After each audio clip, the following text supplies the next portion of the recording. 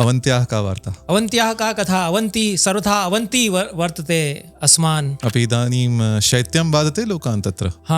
प्रश्नमिमं श्रुत्वा पद्यमेकं स्मरामि, तदेव पठामि। तो तदेव उज्जयिन्याम् उषित्वा स्मर्यते, अतएव एतत् पद्यं मया श्रावितम्। पद्यमिदं श्रुत्वा मयापि शैत्यम् अनुभूयते।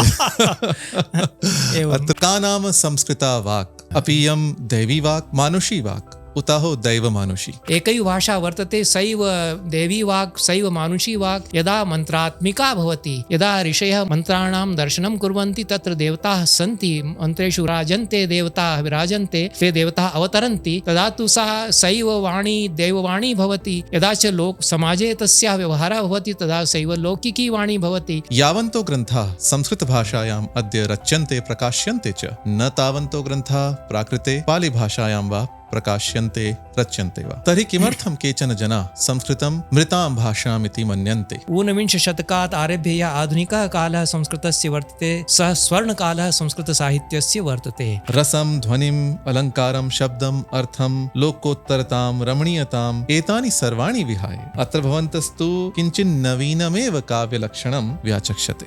देवस्य पश्य काव्यम्, काव्यमपि वर्तते एतदेव जगत् सर्वं, सा ईश्वरस्य सृष्टिः। भवतां मते किं नाम नाट्यं? काव्यनाट्ययोश्च कः को भेदः? तो नाट्यकाव्योः तात्विकतया कश्चन भेदः न वर्तते, विधाया भेदः वर्तते। एकत्र केवलं शब्दात्मकं स्वरूपम्, अन्यत्र दृश्यं श्रव्यं स्वरूपम्। वस्तु तु तदेव वर्तते, तत्त्वं तु तदेव वर्तते, अनुकरणम् उभयत्र वर्तते। मित्राणि, नमो वाः। अद्यास्माकं प्रसारण्याः नविष्ठे कोशसत्रे विराजन्ते आचार्या राधावल्लभास्त्रिपाठिनः। भारतस्य मध्यदेशे जाता, मध्ये सभं प्रथमं संख्याता, विश्वस्मिन् विश्वे विख्याता, सरस्वतीत्राता आचार्या राधावल्लभास्त्रिपाठिनः अस्माकं प्रसारणीम् अलङ्कुर्वन्तीति महते सौभाग्याय कल्पते। सौभाग्यनूपुरम्, अभिनवकाव्यालङ्कारसूत्रं, कविचरितामृतम्, अभिनवशुकसारिका, संसरणं, ताण्डवम्, अनुवादशास्त्रं, रूमी पञ्चदशी इत्यादीनां संस्कृतग्रन्थानां हिन्द्याः आङ्ग्ल्याश्च नैकेषां ग्रन्थानां कर्तॄन् इमान् आचार्यान् कः संस्कृतज्ञः संस्कृतप्रियो वा न परिचिनोति। आचार्यवर्याः स्वागतं वः, स्वस्ति वः। नमो नमः, धन्योऽस्मि। अपि कुशलं? सर्वथा कुशलं।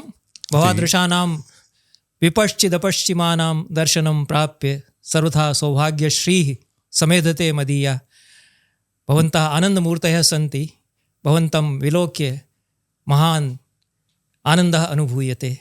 धन्योऽस्मि। एवम् अपि तपो वर्धते, अपि स्वाध्यायो वर्धते। सर्वथा समेधते, स्वाध्यायोऽपि। स्वाध्याय एव जीवनं, स्वाध्यायं विना तु अस्तित्वैव नास्ति मदीया इति अहं मन्ये। स्वाध्यायान् मा प्रमदः इति यद् सत्यम् ऋषीणाम् आचार्याणां वचनं तन्मया ऊरीक्रियते। अवन्त्याः का वार्ता? अवन्त्याः का कथा? अवन्ती सर्वथा अवन्ती वर्तते अस्मान्, विशाला वर्तते, उज्जयिनी वर्तते, सर्वथा उत्कर्षेण जयति। तत्र अद्युज्जयिनी निवासे सति महाकालदर्शनस्य सौभाग्यं प्राप्यते। क्षिप्रावातः स्पृशति गात्राणि इति आनन्दः अनुभूयते। प्राचीना नगरी वर्तते, तीर्थस्थली वर्तते, तत्र शुचिता पावनता अद्यापि अनुभूयते इति सर्वथा तत्र हृद्यं निर्वध्यं च अहं मन्ये। अपि इदानीं शैत्यं बाधते लोकान् तत्र? प्रश्नमिमं श्रुत्वा पद्यमेकं स्मरामि, तदेव पठामि। भट्टलक्ष्मीधरः महाकविः वर्तते, तस्य चक्रपाणिविजयमहाकाव्यम् अत्यन्तमेव समृद्धं महाकाव्यं वर्तते। दशमशतके तस्य सुभाषितान्यपि बहूनि सन्ति। एकस्मिन् सुभाषिते तेन शिशिरर्तौ शैत्यस्य वर्णनं कृतं। ग्रामसमाजे कीदृशं शैत्यं बाधते।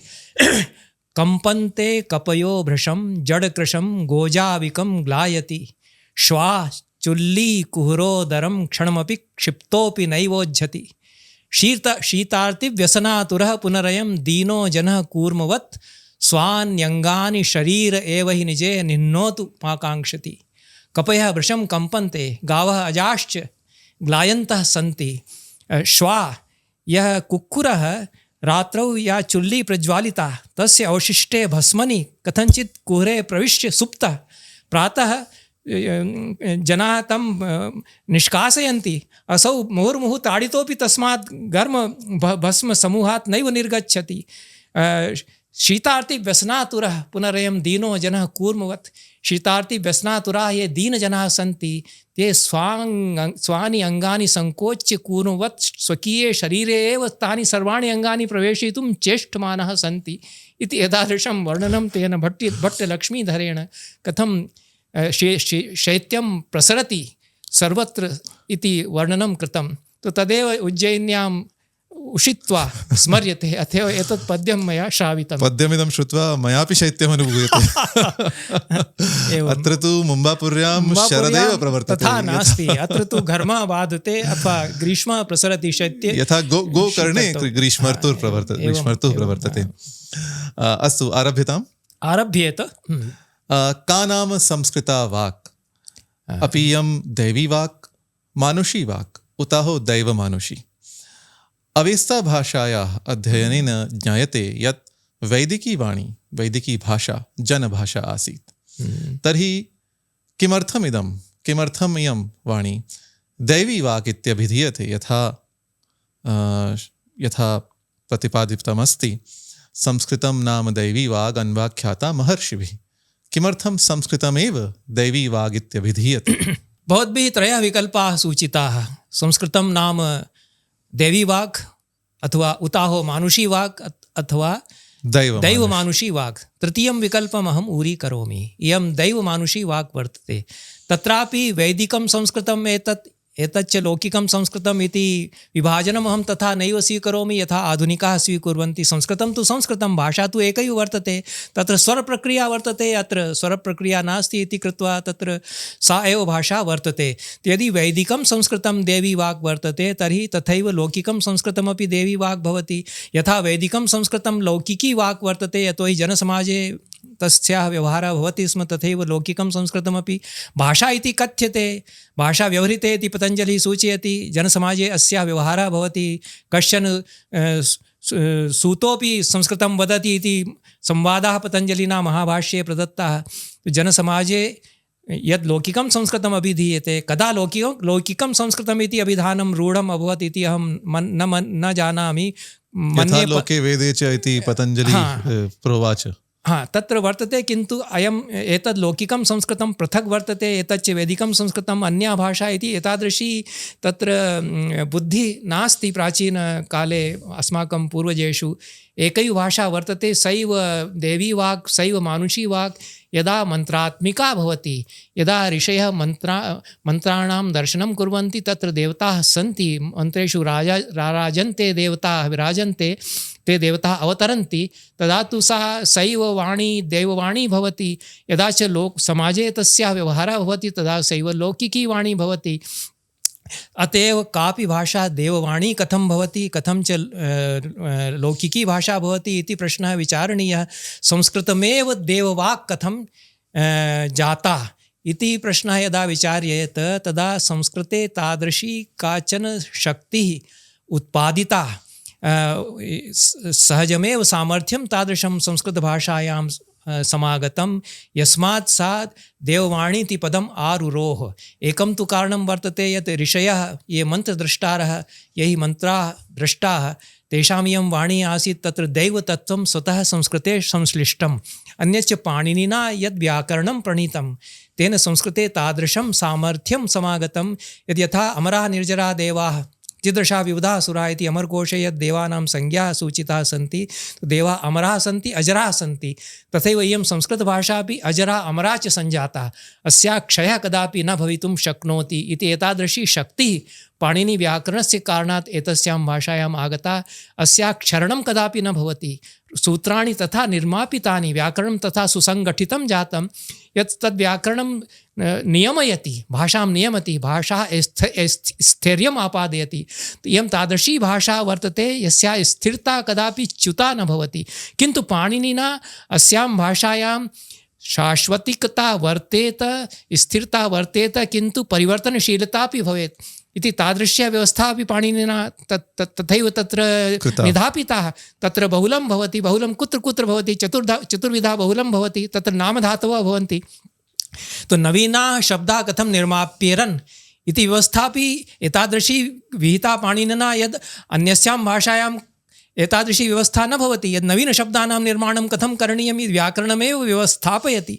अत एव परिवर्तनशीलता अपि भवति, अत एव विकासोऽपि भवति अतएव भाषायाः। पाणिनिमाश्रित्यैव नवीनाः प्रयोगाः सञ्जायन्ते। एवं तो पाणिनिः तादृशः महावैयाकरणः सञ्जातः, यद् अन्यासामपि भाषाणां कृते विकासमार्गप्रदर्शकः सञ्जातः। इदानीमपि यद् यद् कृत्रिमबुद्धिमत्ता वर्तते तत्रापि पाणिनेः उपयोगः कर्तुं शक्यते इति दिक् कदाचित् उन्मीलिता वर्तते। अतएव संस्कृते पाणिनिव्याकरणस्य कारणात् या शक्तिः स्थिरतायाः परिवर्तनशीलतायाश्च उभयविधाया गतिः भाषायां सञ्जाता, सा अन्यस्यां भाषायां नास्ति। अन्या भाषाया विकसन्ति, तत्र परिवर्तनशीलता भवति, तत्र मौलिकं स्वरूपमेव विनश्यति। 100 वर्षाणि प्राक् यादृशी हिंदी भाषा प्रयुज्यते स्म, तादृशी हिंदी भाषा इदानीं नैव प्रयुज्यते। शेक्स्पियरस्य काले यादृशं स्वरूपम् आङ्ग्लभाषायाः अभूत्, तादृशम् इदानीं न वर्तते। मया आङ्ग्लसाहित्यस्य अध्ययनं कृतम्। आङ्ग्लसाहित्यं मम एकः विषयः स्नातककक्षासु आसीत्। तत्र चासर् इति कविः कश्चन निर्धारितः। तत्र एकमपि वाक्यं आङ्ग्लभाषायां लिखितमिति न प्रतीयते। का इयं भाषा इति पठित्वा अहम् आङ्ग्लभाषां जानामि, किन्तु इयं कीदृशी भाषा, इयं तु आङ्ग्लभाषा नास्ति इति पठित्वा प्रतिभाति। तो 14 शतके यादृशम् आङ्ग्लभाषायाः रूपम् आसीत्, तद्रूपं तु सर्वथा परिवर्तितं। संस्कृतस्य यद् रूपं वैदिककाले आसीत्, अग्निः पूर्वेभिः ऋषिभिः ईड्यो नूतनैरितः, केवलं तृतीया विभक्तिः तत्र पूर्वैः इत्यस्य स्थाने पूर्वेभिः जातम्, अन्यथा तु सैव भाषा वर्तते या अस्माभिः इदानीम् उच्चार्यते, इदानीं यां भाषां वयं व्यवहरामः। अतएव संस्कृतं परसहस्रं समाभ्यः तादृशमेव वर्तते, किन्तु परिवर्तनशीलमपि वर्तते। ततो हि परसहस्रं शब्दाः नवीनाः समागताः, नवीनाः आभाणकाः तत्र आगताः, नवीनाः प्रयोगाः भवन्ति। अतएव संस्कृतस्य यादृशं माहात्म्यं वर्तते, तत्र स्थिरता, शाश्वतिकता, भाषायाः स्थैर्यं, तथैव परिवर्तनशीलत्वम् उभयमपि यथा सुसंश्लिष्टतया व्यवस्थापितं। तस्मात् कारणात् देवानाम् इव संस्कृतस्य गतिर् अजरामरवत् वर्तते और संस्कृतस्य विकासशीलता अपि वर्तते। अतएव संस्कृतस्य दैवमानुषी वाक् देवमानुषत्वम् अस्माभिः मन्तव्यम्। इयं देवी वागपि वर्तते, लौकिकी वागपि वर्तते। अतएव अत्र गजलकाव्यानि लिख्यन्ते, अत्र नवीनं साहित्यं लिख्यते। वयं स्वयं संस्कृतेन वार्तालापं कुर्मः, यथा भवान् वदति संस्कृतं, भवता तु संस्कृतं तथा न कक्षासु पाठशालासु वादितं, किन्तु भवान् एतादृशम् उज्ज्वलं संस्कृतं वदति, रमणीयं संस्कृतं वदति, अहमपि यथा कथञ्चित् संस्कृतेन व्यवहरामि। तो संस्कृतस्य इयम् एतादृशा अयं महिमा वर्तते, यत् लोकभाषात् रूपेणापि अस्य व्यवहारः स्वैरं भवति। ये जनाः कथयन्ति यत् संस्कृतम् इदानीं लोकभाषा नास्ति, तेपि भ्रान्ताः सन्ति। लोकभाषात्वेन अस्य वयं लोकभाषाम् एनां कारयिष्यामः इति प्रतिज्ञा तैः नैव करणीया। लोकभाषा तु इयं वर्तते। यदा राधावल्लभः संस्कृतं वदति, नित्यानन्दशास्त्री स्वैरं संस्कृतं वदति, परसहस्रं जनाः संस्कृतं स्वैरं वदन्ति, तर्हि लोकभाषा वर्तते। एतादृशमेव संस्कृतस्य रूपं वर्तते। किन्तु यद् स्थैर्यं वर्तते संस्कृतस्य, यद् शास्त्रीयं रूपं वर्तते, यद् पाणिनिना व्यवस्थापितं रूपं वर्तते, तदपि अस्माभिः स्वीक्रियते। तद् अस्वीकृत्य संस्कृतस्य संस्कृतत्वं न स्यात्। लोकभाषारूपेण कामं व्यवहारः भवतु, किन्तु यत् शास्त्रीयं स्वरूपं पाणिनिना व्यवस्थापितं वर्तते, तदपि सहैव तिष्ठेत् इति केवलं मम कथनं वर्तते। अन्यथा तु संस्कृतं देवी वागपि वर्तते, मानुषी वागपि वर्तते इति सत्यं निगदितं। प्रतिपादितम् अत्र भवद्भिः। अपरः प्रश्नः, केचन संस्कृतदृशः संस्कृतं मृतां भाषां कथयन्ति, न च ते कथमपि प्राकृतं पालिं वा मृतां भाषां मन्यन्ते। यावन्तो ग्रन्थाः संस्कृतभाषायाम् अद्य रच्यन्ते प्रकाश्यन्ते च, न तावन्तो ग्रन्थाः प्राकृते पालिभाषायां वा प्रकाश्यन्ते रच्यन्ते वा। तर्हि किमर्थं केचन जनाः संस्कृतं मृतां भाषामिति मन्यन्ते? कामं संस्कृतस्य ग्लानिर्जाता ग्लानिस्तु धर्मस्यापि जायते मुहुर्मुहुरेव यथा भगवद्गीतायां भगवता उक्तं यदा यदा हि धर्मस्य ग्लानिर्भवति भारत परं न कथञ्चिदपि ग्लानं मृतम् इत्यभिधातुं शक्यते। अस्मिन् विषये भवतां किं मतमस्ति? साधु उक्तं। प्रथमं तु ये जनाः संस्कृतं मृतमिति कथयन्ति ते स्वयमेव मृताः मृतकल्पाः सन्ति इत्येव कथयितुम् अहं शक्नोमि। तत्र कारणं वर्तते परम्परायाः यत् जीवत्स्वरूपं वर्तते, भाषायाः यत् जीवत्स्वरूपं वर्तते तत्स्वरूपं प्रति तेषां दृष्टिरेव नास्ति। स्वयमेव ते चक्षुंषि निमीलयन्ति तर्हि किं क्रियेत? ते नैव जानन्ति, अज्ञाः सन्ति इत्येव कथयितुं शक्यते। पश्यन्नपि न पश्यन्ति, पश्यन्तोपि नैव पश्यन्ति इति कथयितुं शक्यते। अपरं च एतद् वक्तुं शक्यते यद् भवद्भिः उक्तं किञ्चित् सत्यमेव उक्तं यद् किञ्चित् ग्लानिः जाता, किन्तु सर्वथा ग्लानिरपि संस्कृतस्य न जाता।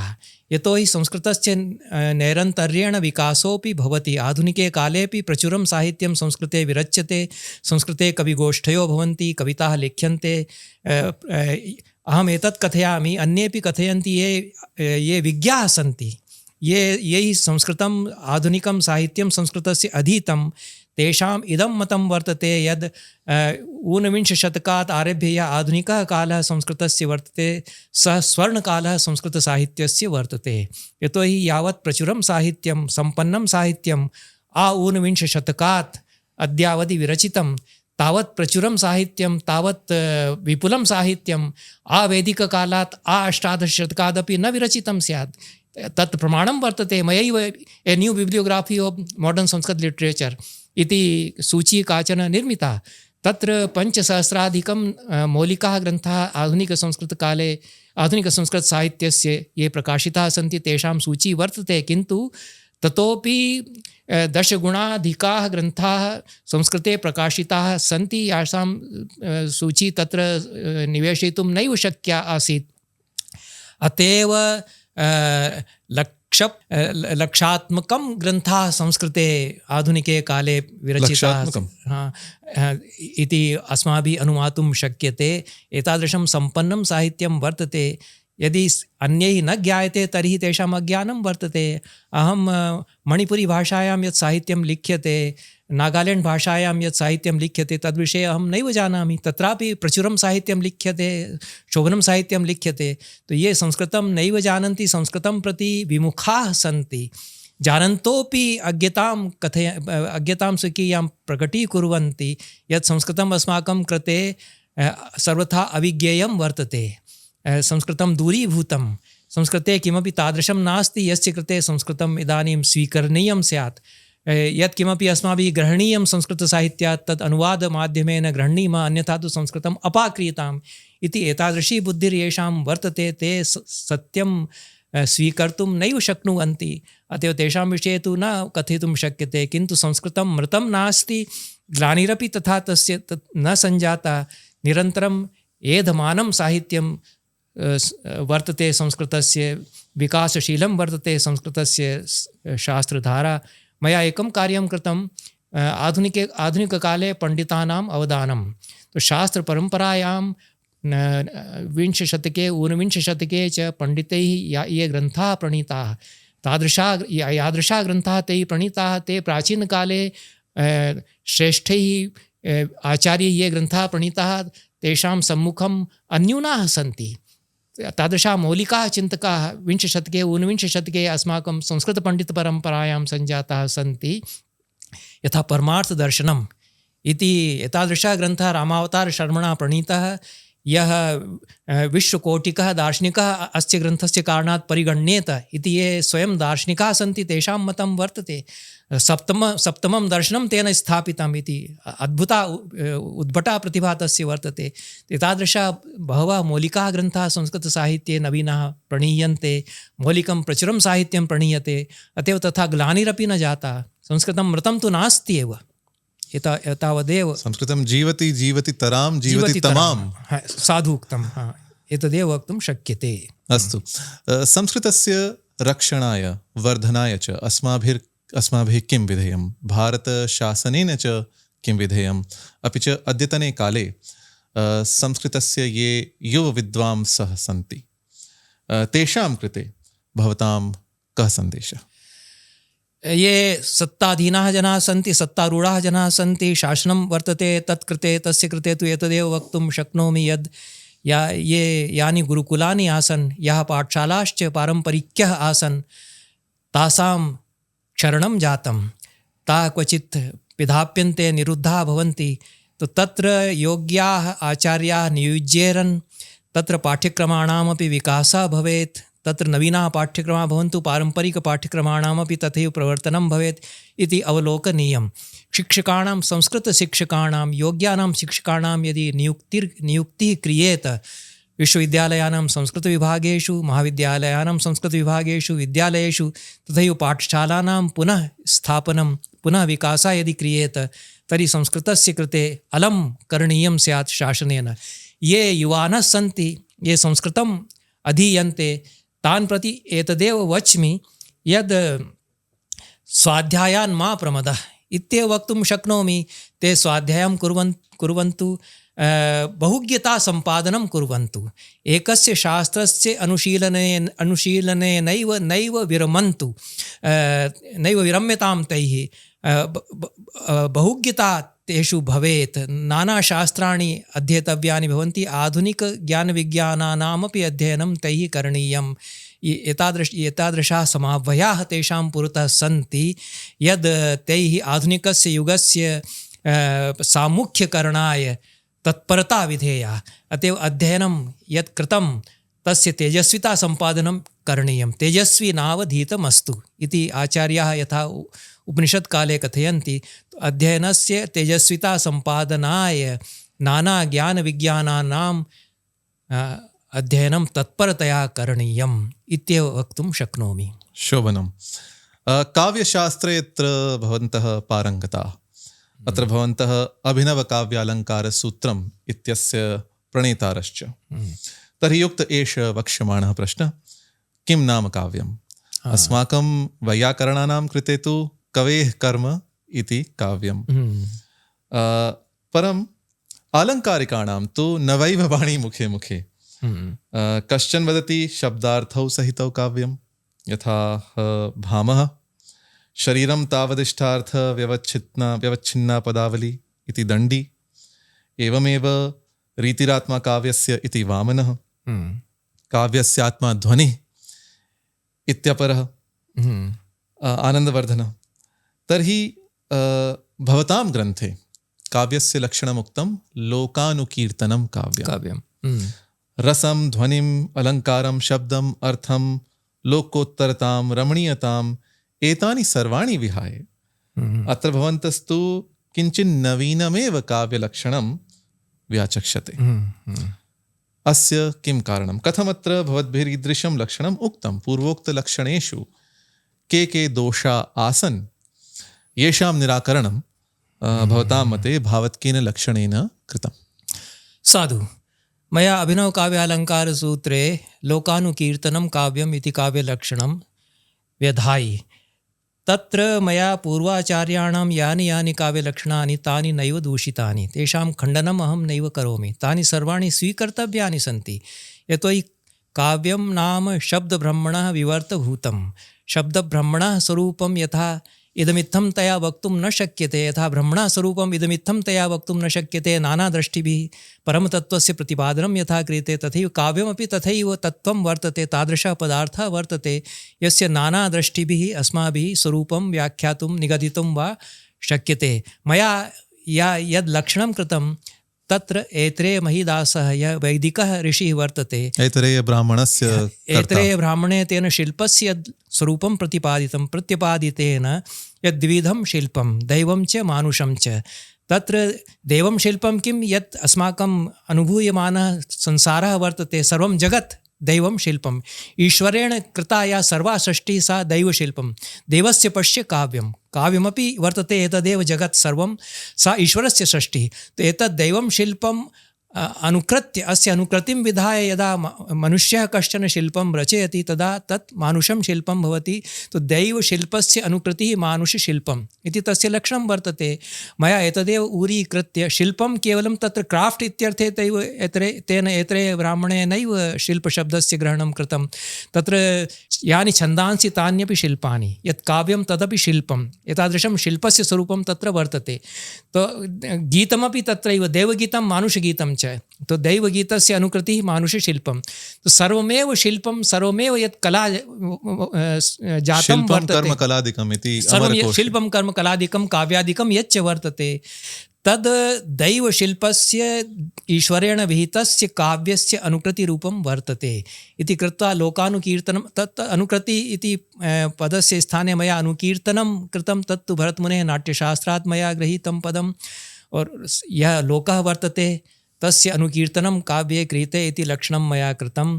तो मुहुर्मुहुः कीर्तनम्, अनुकीर्तनं, मुहुर्मुहुः कीर्तनम्, अनुपश्चात् कीर्तनं, यत् किमपि वाङ्मयं वर्तते लोके, कथादिकं वर्तते, तस्य अनुकीर्तनं विधीयते। अनुपश्चात् करणे सर्जनात्मकता भवति। तत्र तत्सदृशम् अहं किमपि करोमि इति बुद्धिर्न भवति। नवीनं तदनुसृत्य अहम् उत्पादयामि, रचनामहं करोमि इति बुद्धिर्भवति इति कृत्वा लोकानुकीर्तनं काव्यम् इति मया लक्षणं विहितं। तद् अनुकीर्तन इति पदेन यतोहि लोकस्य अनुकीर्तनं क्रियते, तत्र अनुकीर्तनं शब्दैः क्रियते, अतएव शब्दात्मकता तत्र अनुस्यूता वर्तते। तत्र अर्थोऽपि स्यात्, अतएव शब्दार्थयोः तत्र अन्तर्भावः भवत्येव। रसानुविद्धम् अनुकीर्तनं भवत्येव, यतोहि नवीनं तादृशं मया उत्पादनीयं येन आनन्दः समधिगम्येत। यतोहि ईश्वरस्य सृष्टौ आनन्दः अनुस्यूतः। तो ईश्वरः स्वकीयस्य आनन्दस्य अभिव्यक्तैः कवितारूपेण संसारं निर्मितवान् इति धारणा वर्तते अथर्ववेदात् वैदिकानां ऋषीणां।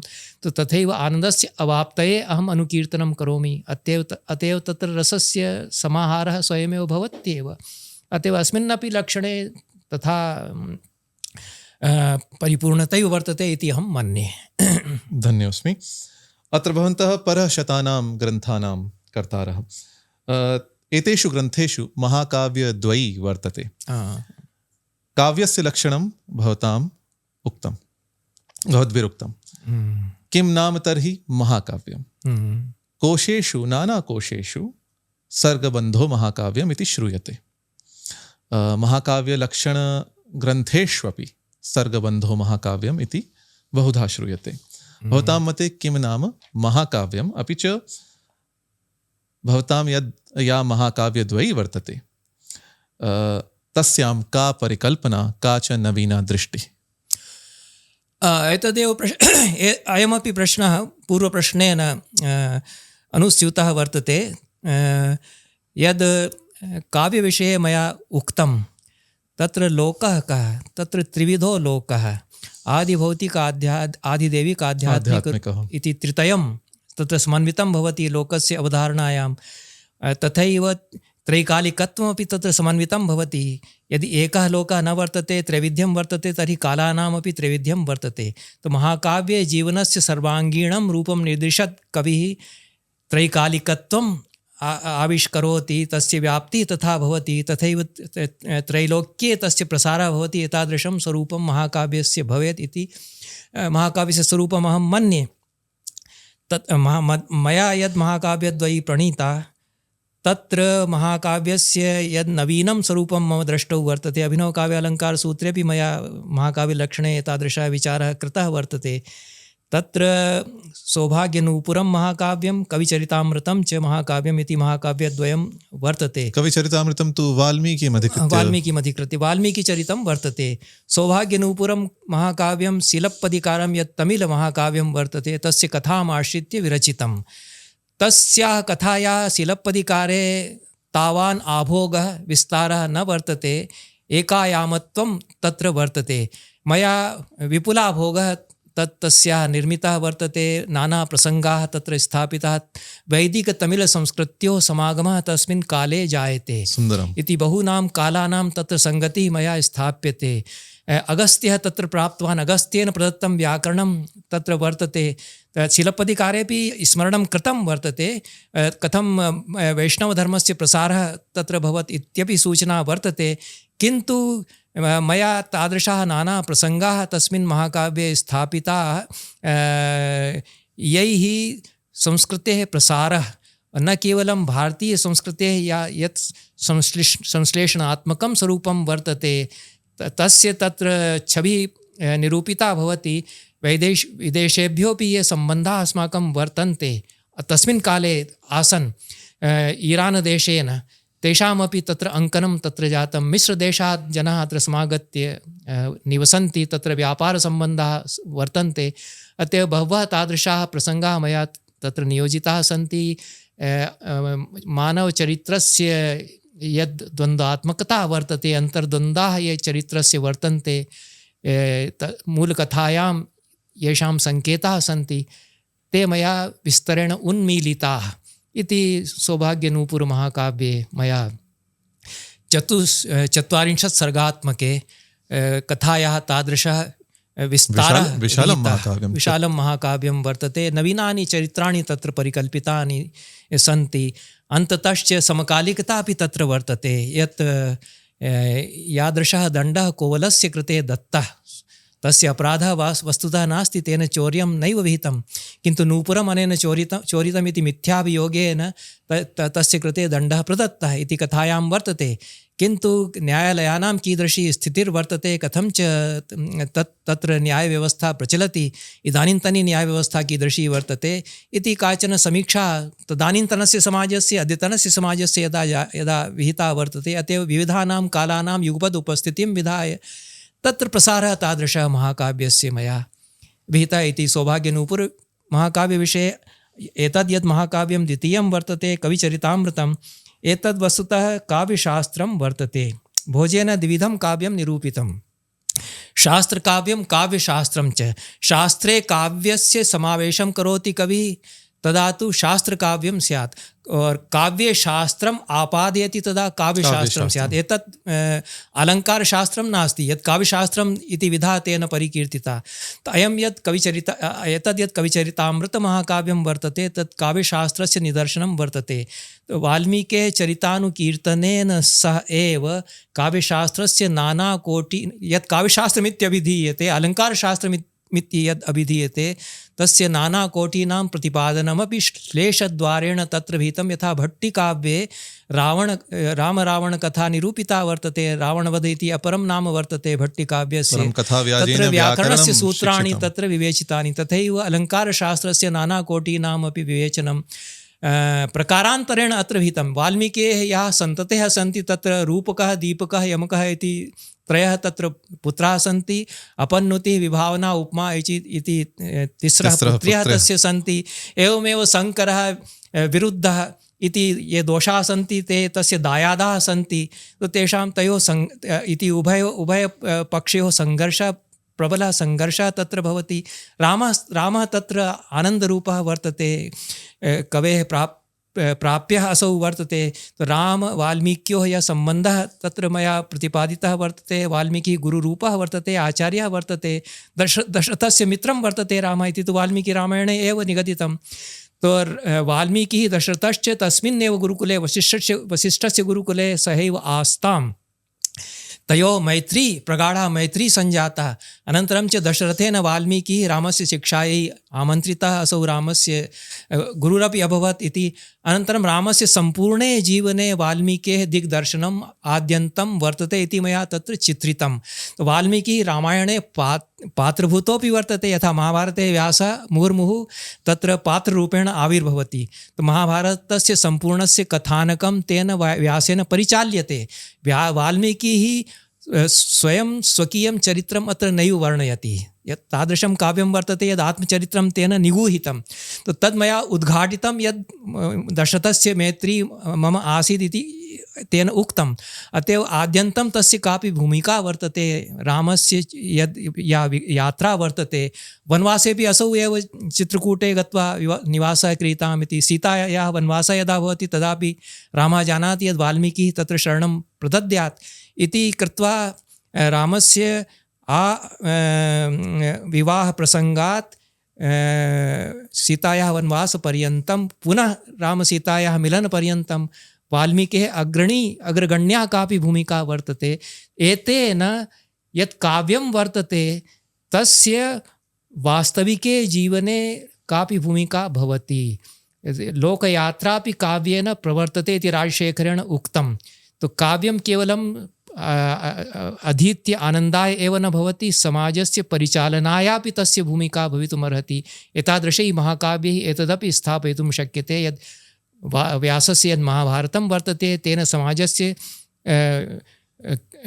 निर्माणे महती भूमिका निर्व्यूढा। वाल्मीकेः यद् रामायणं वर्तते तेन समाजनिर्माणे कापि महती भूमिका निर्व्यूढा। तो वाल्मीकिचरितनिरूपणव्याजेन मया काव्यस्य नवसमाजनिर्माणे कीदृशी भूमिका भवितुमर्हति इत्यपि। यतोहि यथा यथा रामायणं विरच्यते तथा तथा जनाः कथं रामचरितं प्रति उन्मुखाः भवन्ति। तो कीदृशं रामायणं भवेत्, कीदृशं रामायणगानं भवेत् इति जनाः तत्र परस्परं संलापं कुर्वन्ति। तेन जनाकाङ्क्षा भवति यत् सीतारामयोः पुनर्मिलनं भवेत् इति कृत्वा रामायणस्य गानेन सर्वे जनाः कथयन्ति यत् सीतारामयोः इदानीं पुनर्मिलनं भवेत् इति। अन्तिमेषु सर्गेषु मया कथं सीतारामयोः पुनर्मिलनं भवति, तत्र रामायणयज्ञः प्रवर्तते वाल्मीकेः आश्रमे।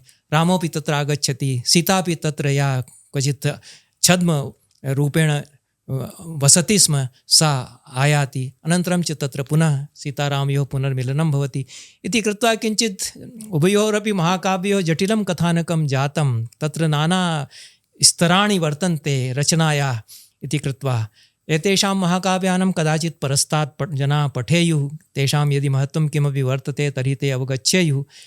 यथा मया पूर्वमपि उक्तं यत् स्वकीये काले कस्यचित् कवेः सर्वविधं साकल्येन मूल्याङ्कनं न भवति इति कृत्वा एतादृशानि काव्यानि कानिचित् मया प्रणीतानि सन्ति।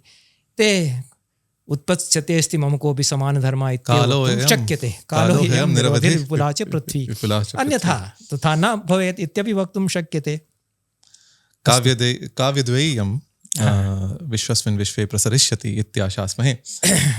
अन्तिमः प्रश्नः, नाट्यशास्त्रेऽपि भवताम् अरोध्या गतिः, तर्हि एवमेव नाट्यलक्षणं व्याचक्षतामत्र भवन्तः।